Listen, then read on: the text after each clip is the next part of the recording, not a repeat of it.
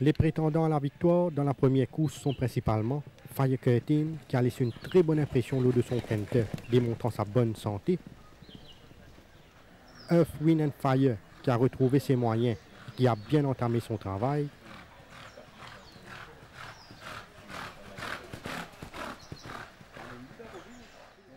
Et Data Controller, qui progresse de façon plaisante, comme en atteste sa bonne forme. Dans la deuxième course, Castle a profité de son premier galop de course pour parfaire sa condition et il a accompli des signes de progrès évidents.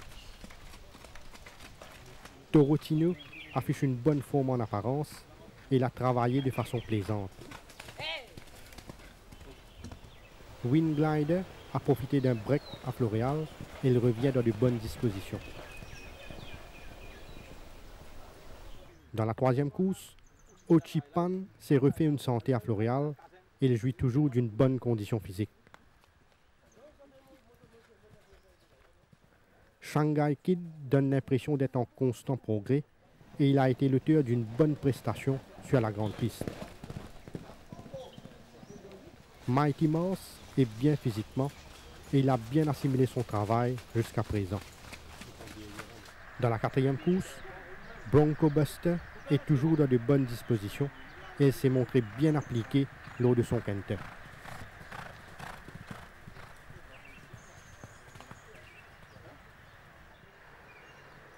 Red Tractor a profité d'un break à Floréal pour peaufiner sa condition et il a paru bien dans sa peau ces derniers temps.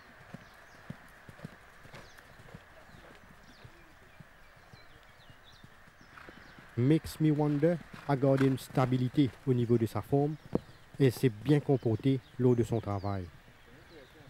Dans la cinquième course, Albert's Day est sur la montante au niveau de sa condition et elle s'est bien comportée sur la grande piste.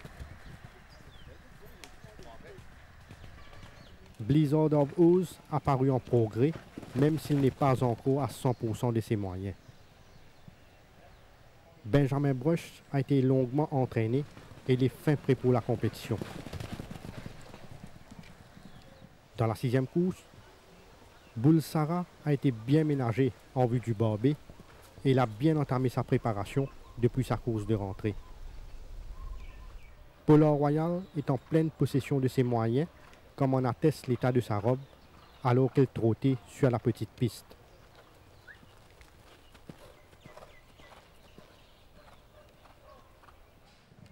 Captain Furf commence à retrouver ses moyens et il a donné entière satisfaction lors de son canter.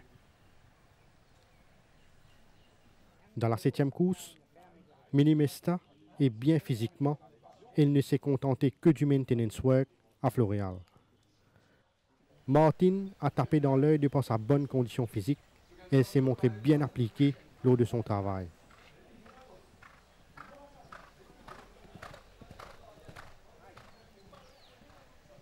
Ocean Edge est en net regain de forme et son travail sur la grande piste a retenu l'attention. Dans la huitième course, Triad of Fortune respire la grande forme actuellement et il donne même l'impression d'avoir gagné en puissance.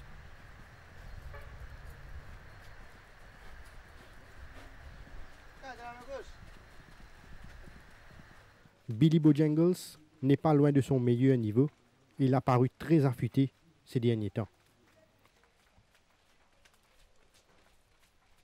The Real Hero a gagné davantage en condition et il affiche une bonne forme en apparence. Nous avons aussi rencontré Pravin Nagadou qui nous parle des chances des chevaux de l'écurie Gajador. Pravin Nagadou, l'écurie Gajador peut aligner 2 chevaux dans le barbé. Qu'est-ce que la préparation et la forme de Bulsara?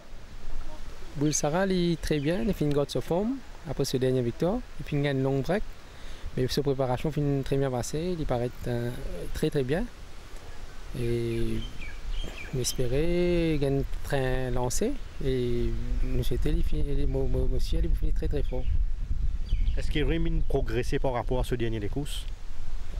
Avec le changement l'équipement, il faut mettre un cross drop noseband, il finit paraître bien settle et surtout au roulant en selle, il finit qu'on manier ces balles-là, il finit bien traîner avec lui, il finit même paraître settle.